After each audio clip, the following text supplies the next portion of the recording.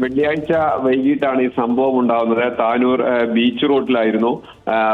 ബസ്സിനെ മുന്നിൽ കൊണ്ടുവന്ന് ബ്രേക്ക് ചെയ്ത് ഈ ഇരുചക്ര വാഹനം ഈ യുവാവ് കൊണ്ടുവന്ന് നിർത്തുന്നു. അതിനിടയിൽ ബസ്സും പെട്ടെന്ന് ബ്രേക്ക് ചെയ്യുന്നു. ബസ്സിന് ഉള്ളിലുള്ള യാത്രക്കാർക്ക് ഈ ബ്രേക്ക് ചെയ്യുന്നതിന്റെ ഭാഗമായി അവർ വീഴുന്നു സാഹചര്യമെല്ലാം ഉണ്ടായി. ഇതിന് പ്രധാനപ്പെട്ട കാരണം എന്ന് പറയുന്നത് ഈ ബസ് ഒരു റോഡിൽ ഒരു ബസ് സ്റ്റോപ്പിൽ നിർത്തുമ്പോൾ അത് ഈ ബൈക്ക് യാത്രക്കാരനെ സുഗമനല്ലാത്ത രീതിയിൽ നിർത്തി എന്നാണ് ബൈക്ക് യാത്രക്കാരന്റെ പരാതി. അദ്ദേഹം അപ്പോൾ തന്നെ ഈ ജീവനക്കാരെ തെറി വിളിക്കുന്ന സാഹചര്യം ഉണ്ടായി. അതിനുശേഷമാണ് പിന്നീട് ആ ബസ്സിന് ഒപ്പം വന്ന് ആ ബസ്സിന് മുമ്പിൽ കൊണ്ടുവന്ന് ബൈക്ക് ക്രോസ് ഇട്ട് വീണ്ടും വെല്ലുവിളി നടത്തുകയും ഒപ്പം തന്നെ അസഭ്യവർഷം നടത്തുകയും ഒക്കെ ചെയ്യുന്നത്.